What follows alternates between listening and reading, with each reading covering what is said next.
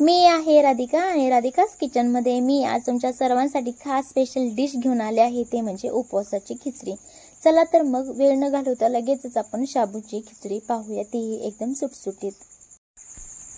नमस्कार सर्वांना, राधिकास किचनमध्ये आपल्या सर्वांचे मनपूर्वक स्वागत आहे। तसेच जर तुम्हाला राधिकास किचनचे व्हिडिओ आवडत असेल तर व्हिडिओला लाईक करा, चॅनलला सबस्क्राइब करा, शेअर करा आणि कमेंट्स करायला विसरू नका। त्याचबरोबर जर तुम्ही अजून राधिकास किचनला सबस्क्राइब केले नसेल तर सबस्क्राइब करा, म्हणजे रोज राधिका स्पेशल कुठली डिश घेऊन येते हे तुम्हाला लगेच समजेल। तर पहा, इथे कढई तापली आहे आणि ह्यामध्ये आता आपण तूप घालून घ्यायचं आहे। गरजेनुसार तुम्हाला हवं तेवढं तुम्ही तूप घालू शकता। आता तूप वितळवून घ्यायचं आहे।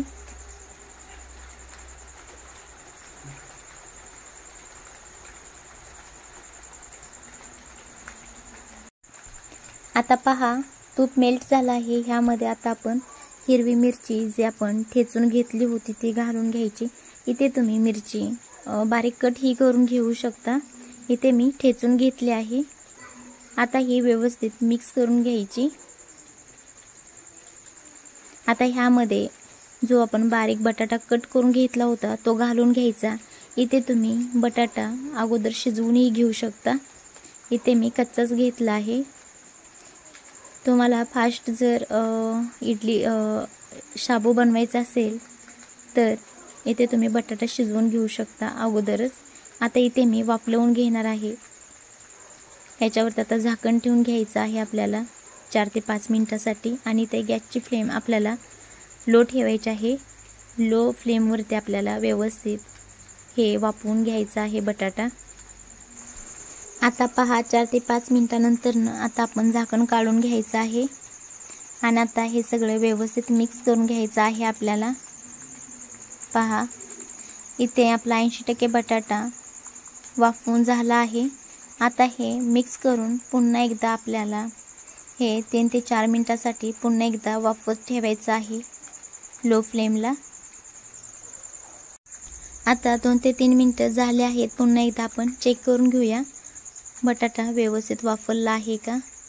तर पहा, खूप छान असा बटाटा झाला आहे, पाहू शकता। इथे तुम्हाला ही प्रोसेस करायची नसेल तर मी मगाशी सांगितले की तुम्ही अगोदरच बटाटा शिजवून घेऊ शकता। आता यामध्ये चवीनुसार मीठ घालून घ्यायचं। हे दाण्याचं कूट आहे, इथे मी शेंगदाणे भाजून त्याला हातानेच ठेचून घेतला आहे आणि वरून शाबू घालून घ्यायचा। आता हे सगळं व्यवस्थित मिक्स करून घ्यायचं। इथे गॅसची फ्लेम आपल्याला लोच ठेवायची आहे। व्यवस्थित सगळं मिक्स करून घ्यायचं आहे।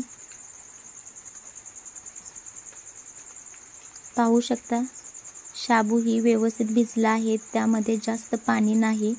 जर आपल्याला सडसडीत सुटसुटीत अशी शाबूची खिचडी हवी असेल तर ज्या वेळेस आपण शाबू भिजत घालतो त्यावेळेस त्यामध्ये थोडंसंच पाणी ठेवायचं। आणखीन सतत 3 ते 4 तासांनी शाबू व्यवस्थित हलवून घ्यायचा। आता ह्यावरती झाकण ठेवून आपल्याला इथे 2 ते 3 मिनिटासाठी शाबू वाफवून घ्यायचा आहे लो फ्लेमवरती। आता 2 ते 3 मिनिटांनी पुन्हा आपण झाकण काढून व्यवस्थित शाबू मिक्स करून घेणार आहे।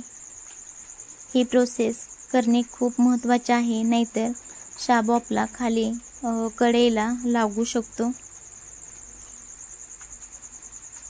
आता पहा, इथे अजून आपल्याला 4 ते 5 मिनिटासाठी लो फ्लेमला पुन्हा झाकण ठेवून व्यवस्थित वाफवून घ्यायचं आहे, फक्त वाफेवरती। आता पहा, इथे 4 ते 5 मिनिटं झाले आहेत आणि पुन्हा एकदा आपण खिचडी व्यवस्थित हलवून घेऊया आणि पाहू शकता किती छान अशी वाफवली आहे। कलर पाहू शकता मगाचा आणि आत्ताचा, खूप छान अशी वाफवली आहे। आता पुन्हा एकदा मिक्स करून घ्यायचे आहे व्यवस्थित। एकमेकाला चिपकले आहे ती पूर्ण सुट्टी करून घ्यायची। पहा, खूप छान अशी झाली आहे। आता पहा, मी काढून दाखवते एका बाउलमध्ये, किती छान अशी सुटसुटीत झाली आहे। जर तुम्हाला राधिकास किचनचे व्हिडिओ आवडत असतील तर व्हिडिओला लाईक करा, चॅनलला सबस्क्राइब करा, शेअर करा आणि कमेंट्स करायला विसरू नका। ही रेसिपी एकदा नक्की ट्राय करा आणि कमेंट्समध्येही मला तुमचे अनुभव सांगायला विसरू नका.